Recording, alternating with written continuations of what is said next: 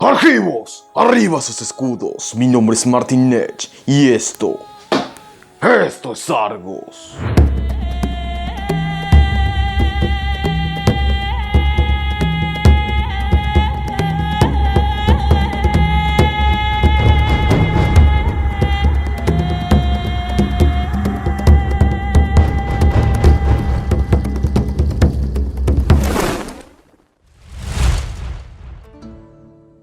Entre los muchos héroes griegos, existe uno que no goza de tanta fama y cuyas hazañas, sin embargo, no empalidecen ante las de otros como Heracles, Perseo o Teseo.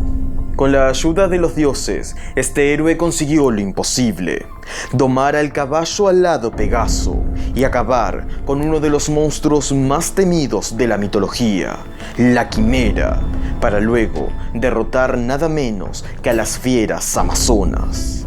Me refiero a Belerophón y hoy hablaremos de su apasionante historia. El mito de Belerophón, el domador de Pegaso.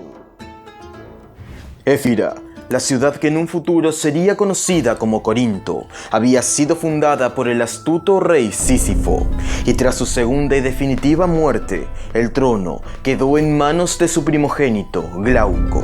Sísifo había planeado conseguir para este la mano de Mestra, única hija y heredera de Erisictón de Tesalia. Pero como ya hemos visto en otro encuentro, Erisictón terminó comiéndose a sí mismo, y Sísifo tuvo que resignar su ambición de extender sus dominios. Glauco, una vez en el trono, tomó como esposa a Eurínome, hija de Niso, y con ella tuvo dos varones, Hipono y Delíades. El primero, en realidad, no era hijo suyo, pues la noche de bodas, Poseidón se había presentado en la recámara de Eurínome para amarla en secreto. Era Hipono, por tanto, un semidios. De los primeros años de Hipono sabemos algunas cosas. Cuando no era más que un efebo, un hombre llamado Belero derrocó a Glauco y se hizo con el trono de los efirios. Hipono, a pesar de su juventud, defendió el honor del padre y asesinó al usurpador.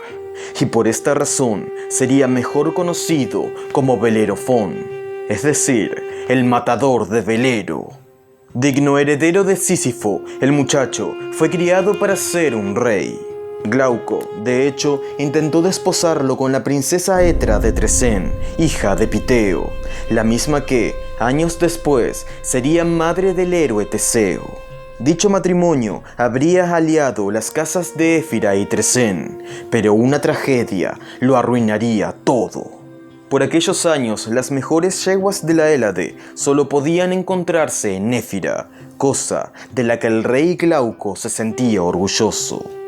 Y para mayor honra, sus hijos Delíades y Belerophón eran los mejores aurigas de su tiempo. Sin embargo, durante una carrera, Delíades cayó del carro y Belerophón, que venía detrás, no pudo esquivarlo y le pasó por encima. La muerte de Delíades destrozó a Glauco y, a pesar de que había sido un accidente, privó a Belerophón de sus derechos sucesorios y lo desterró de Éfira. En otra versión, sería el propio Belerophón quien se marcharía voluntariamente al exilio, incapaz de perdonarse el haber matado a su propio hermano.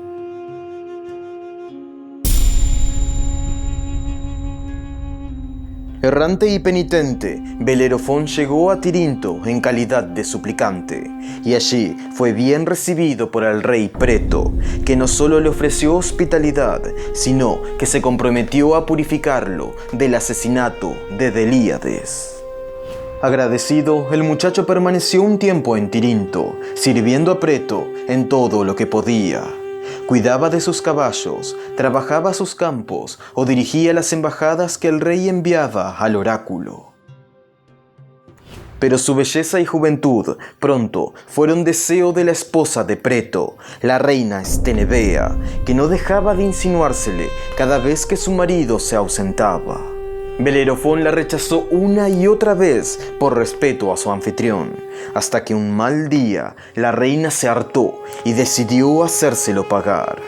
Estenebea abordó a su marido y acusó falsamente a Belerofón de haberla querido ultrajar, amenazando con quitarse la vida si no lo hacía matar.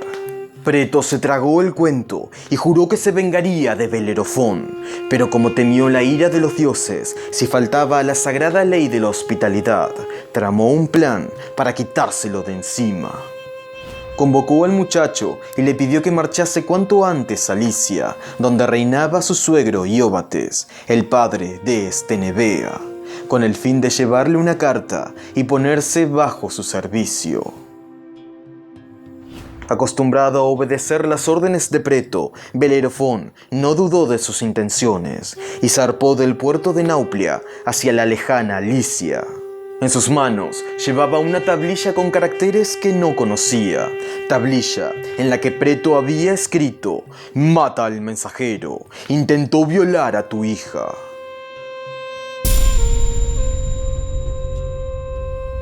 Tras un largo viaje a través del Egeo, la nave que llevaba a Belerofón finalmente arribó a Licia, y el rey Ióbates, tras conocer su linaje y su relación con Preto, lo agasajó durante 9 noches seguidas.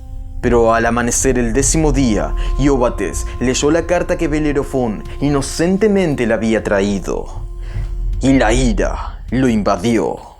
Se puso entonces a pensar en 1000 maneras de acabar con él, sin ganarse la ira de los dioses, hasta que el ruego desesperado de unos granjeros le dio la respuesta. Resulta que Licia estaba siendo asolada por una criatura monstruosa y tricéfala, con cuerpo de enorme león, cabeza de cabra y cola de dragón, capaz de vomitar fuego y veneno por sus muchas fauces. Se trataba de la Quimera, una de las tantas criaturas nacidas de la unión entre Equidna y Tifón. Siendo apenas un cachorro, fue encontrada por un pastor llamado Amisodaro, que la crió alimentándola con leche de cabra, hasta que la Quimera creció y lo mató, para luego escapar y vagar por Anatolia, devorando ganados enteros e incendiando campos y poblados. Muchos intentaron matarla bajo la promesa de fama y riquezas, pero todos terminaron ardiendo o siendo devorados, hasta el punto que el solo nombre de la Quimera evocaba tanto terror como algo imposible de conseguir. Enfrentar a la Quimera significaba la muerte. Por eso, Ióbates le pidió a Belerofón que demostrara su valía, ayudándole a liberar al país de tan terrible criatura. Y ya fuese porque había prometido que serviría al rey de los licios, o simplemente porque quería fama y redención, el muchacho aceptó el desafío. Pero al pasar los días, comprendió el problema en el que se había metido, y pidió ayuda a todo aquel que estuviera dispuesto a brindársela. Fue entonces cuando el adivino Políido, descendiente de Melampo y natural de Éfira, lo reconoció en Licia y le aconsejó que ofreciese un sacrificio a Atenea y que durmiese en su templo. Belerofón así lo hizo, y esa noche la diosa se le presentó en sueños, llevando en las manos unas riendas doradas y revelándole que encontraría la ayuda que necesitaba en la tierra en la que había estado destinado a reinar. Al despertar, Belerofón encontró a su lado unas bridas de oro, y sin saber muy bien qué esperar, partió de Licia de regreso al Peloponeso, pero no rumbo a Tirinto, sino a Éfira, la ciudad de la que había sido desterrado. Existía en Corinto un famoso manantial que había sido formado por las lágrimas de una ninfa llamada Pirene, que, desconsolada por la muerte de su hijo Céncrias a manos de Artemisa, lloró hasta desaparecer.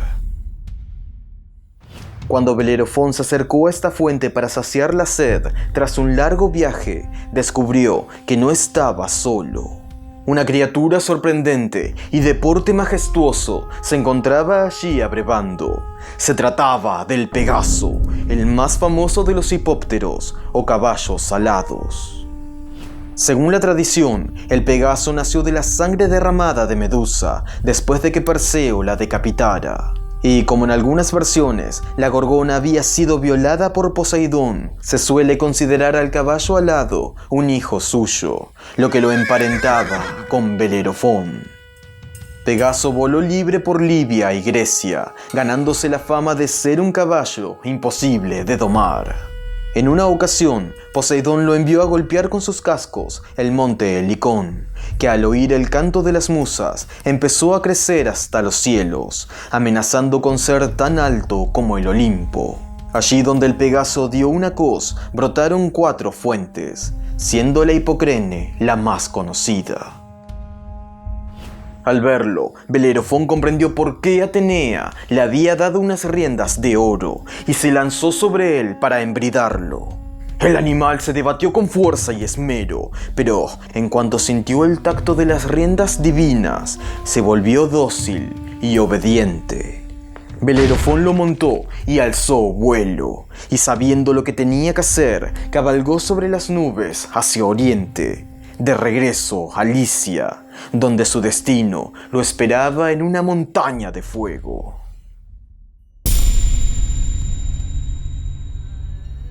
Una vez de regreso en Licia, Belero-fón preguntó dónde podía encontrar a la criatura. Algunos le dijeron que siguiera el rastro de los campos quemados, y otros que estaría cerca, allí donde el lamento de la gente fuese mayor y más angustioso. En una versión, la quimera tenía su guarida en los montes Cragos, que se alzan sobre el valle del río Janto, y en otra, en los peñascos que llevan el nombre de esta criatura, conocidos desde antiguo por las llamas que arden sin extinguirse a causa de sus emanaciones de metano. A lomos del Pegaso, Belero-fón subió a la cima donde se escondía la quimera, dispuesto a atacarla. Pero el aliento de fuego de la criatura lo obligaba a mantener la distancia. Por eso primero trató de acribillarla a flechazos, que de nada sirvieron ante la dura piel de la quimera. Por mucho que se esforzaba, Belero-fón no podía encontrar su punto débil, hasta que notó cómo el calor empezaba a fundir la brida de oro. Ajustó entonces un trozo de plomo en el extremo de la lanza y en un denodado vuelo rasante le encajó la punta entre las fauces, de modo que al vomitar fuego el plomo se fundió y la quimera murió asfixiada. Otras versiones son mucho más simples y cuentan que Belero-fón consiguió matar a la quimera de una sola y única lanzada mientras se precipitaba hacia ella montado en el Pegaso. Ya fuese de una forma u otra, Belero-fón había conseguido una hazaña que ningún otro mortal había logrado hasta entonces: matar a la terrible quimera, que se convirtió así en el primer vástago de Tifón en ser asesinado. Pero, como bien sabemos, no sería el último.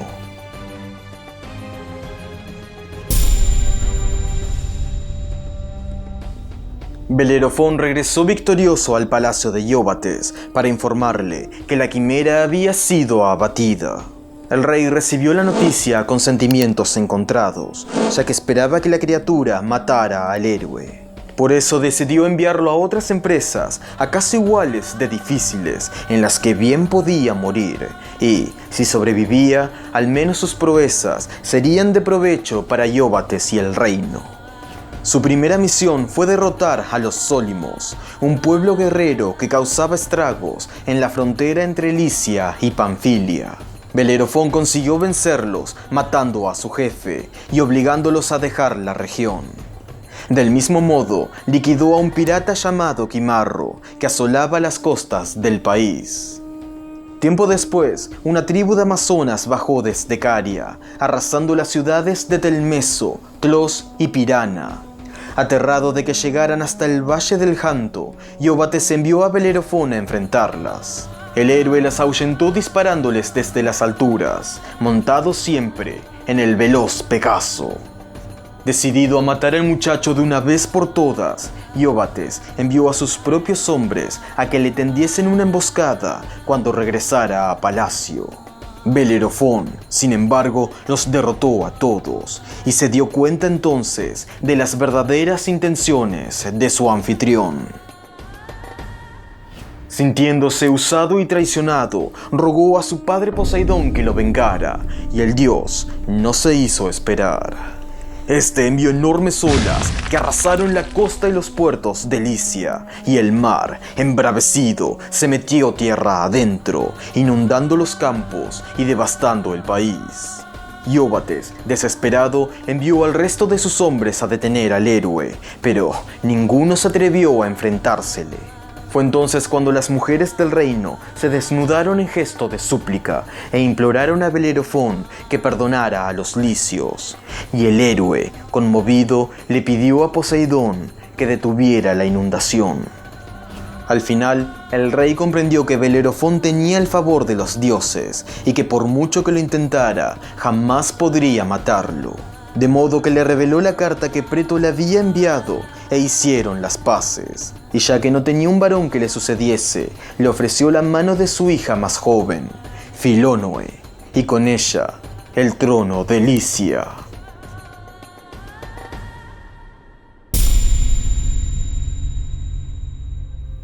Belerofonte había sido desterrado de Éfira y perdido el cetro que le correspondía por derecho. Pero, gracias a sus hazañas y a la ayuda de los dioses, había conseguido ceñir sobre sus sienes la corona de los licios. Con su esposa Filónoe tuvo 3 hijos, Isandro, Hipóloco y Laodamia. Esta última sería la princesa Licia que Zeus amaría, y con la cual engendraría al héroe Sarpedón, poderoso aliado de Príamo durante la guerra de Troya. Belerofonte reinó por muchos años, y acompañado siempre por el Pegaso, resultó vencedor en todas sus campañas. Sin embargo, nunca se olvidó de la falsa acusación de Estenebea, y decidido a vengarse, cruzó el mar sobre el Pegaso, con destino a Tirinto. En algunas versiones, Estenebea se quitaría la vida por los celos que le daba el saber a Belerofonte casado con su hermana, y en otras por la vergüenza que suponía el haberse desenmascarado su mentira. Pero la tradición más conocida cuenta que Belerofonte se le apareció un día y le hizo creer que ahora sí aceptaba su amor, sacándola de Tirinto a lomos del Pegaso. No obstante, cuando se encontraban a considerable altura, el héroe la empujó y Estenebea murió al estrellarse contra las rocas.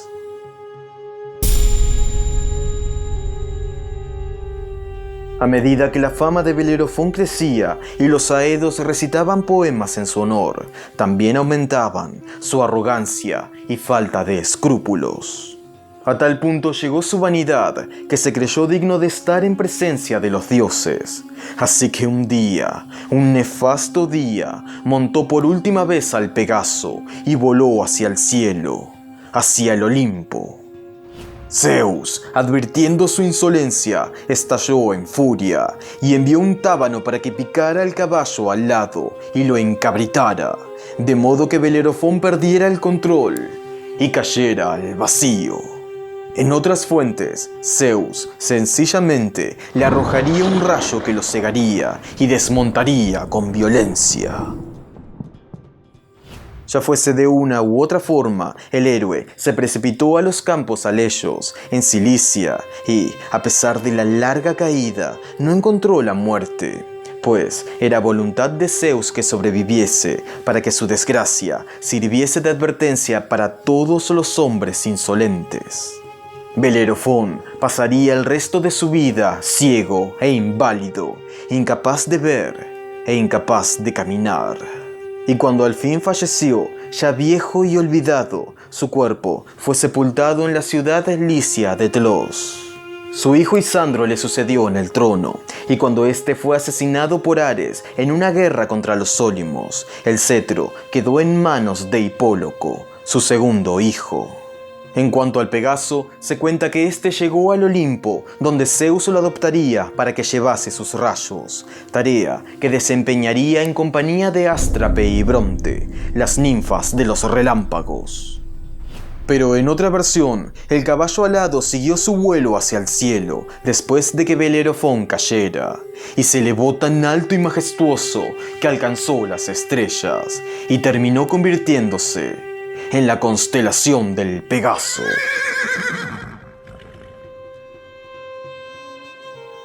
Y aquí termina el mito de hoy. En nuestro próximo encuentro trataremos el mito de Éaco, rey de Egina y uno de los semidioses favoritos de Zeus.